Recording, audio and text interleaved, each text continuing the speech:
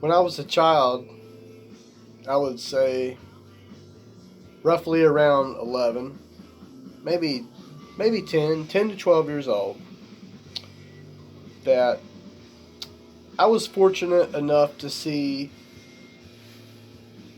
some of the best home run hitters in softball. And this was all back in the late 80s, early 90s. And we're talking about probably, uh, yeah, about late 90s. This was in East End, Belmont. And East End, Belmont is just a little uh, town which is in Gaston County, place where I've resided for quite some time now, many years. And a lot of these hitters happen to be my uncles, and which would be on my mother's side of the family. I'm very proud of these fellows. One being Reggie Miller, and they used to call him the Hammer. I think he even has a tattoo right here, Hammer, right there. And he went on to win, I think it was, if it wasn't three, maybe four home run derbies. Uh, and the Gaston Gazette used to have these home run derbies, and they would see how many home runs out of so many pitches that they would throw to these players, the batters, whatever. So I think he won three or four of those, and that's quite a lot, you know.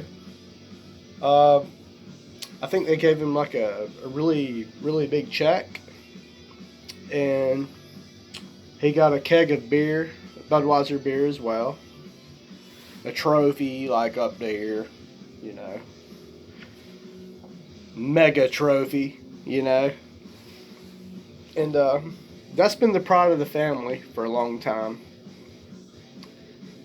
And something that I have never mentioned is that one of my cousins is actually a Hall of Famer baseball player.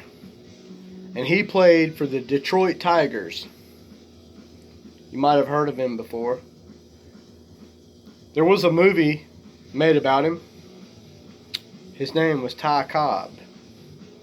And even the band Soundgarden, a band that I highly respect and I always have, they had a song entitled Ty Cobb.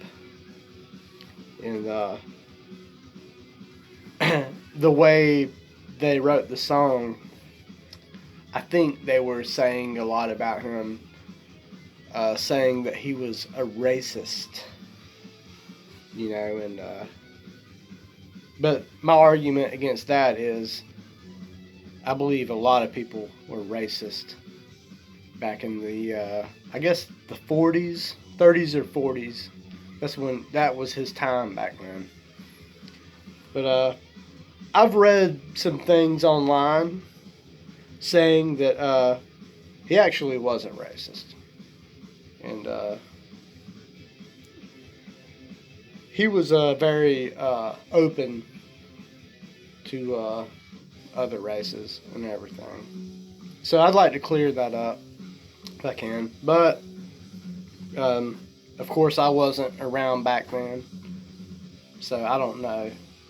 But I would like to come to his defense as one of his relatives and say that there's a possibility he wasn't a racist. So we can put that all to rest. That would be nice, you know.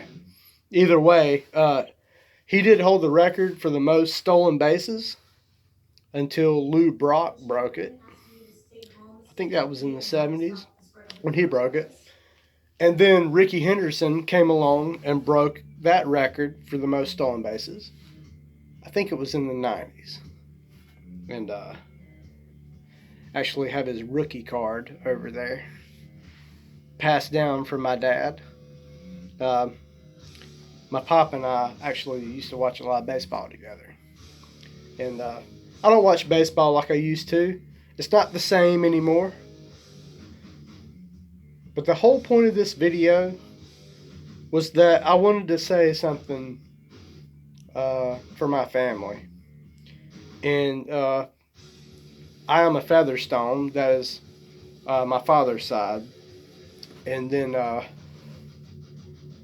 my great grandmother, she was full-blooded Cherokee. And I know a lot of people in the South say that. Oh, yeah, so-and-so's Cherokee, But no, there's proof of that. And my dad, he could attest to that. But my mom's side, they were Mehlers, and that is a German name. And there are not a lot of Germans. There are not a lot of Mehlers in America. My Uncle Joe actually looked that up a few years ago. I can't remember the amount of Mehlers, but it was significantly low. So, I just want to say that. But I made this video because I wanted to pay a tribute to my family. Because that's important to me. And I feel like for anyone here that they should have a lot of respect for their family. When you're younger, you don't really, you don't feel that way. You want to be rebellious. You want to go out and do your own thing. When you're a teenager, you want to run the roads. Fuck the cops. Whatever. Some of us are still like that. But what I just wanted to really bring this into focus here. We should really appreciate our families, especially in this time, the stuff that we're going through, because what we're going through right now is unlike anything we've ever seen.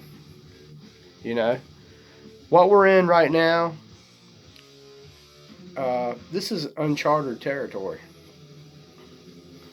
No one knows, and there's a lot of fear out there. There's fear of the unknown, and I can definitely agree with that. I've had my moments, but I just want everyone, for this weekend here, go home. I know you can't spend time with your family as you would wish, because there are things going on. Some of us may just do as we wish anyway. It doesn't matter, and don't blame me. But appreciate your family while you can. Okay, always appreciate your family. And that's why I'm here, and I just want to make this video pretty much in a nutshell. I know I'm going about 10 minutes here, but I wanted to make this video for my family so that one day they would see it and they would appreciate it, because we want to carry our traditions on, as people. Our legacy is very important, and I hope all of you out there will do that as well. I do the project Ancient Pages and Candles, and that's what my band is about. You know, paying tribute always. Some things are original, some things are not, but all things that I do pay tribute to the things that came before our ancestors. I think that about wraps it up for tonight. I appreciate y'all watching this video. I know I was long-winded. I had a lot of things to say. But I appreciate y'all watching this and listening to me talk. I hope everyone stays safe. Always stay safe. And respect our mother. Respect Mother Earth, always. And Mother Earth will respect you. Trust me. That is the truth.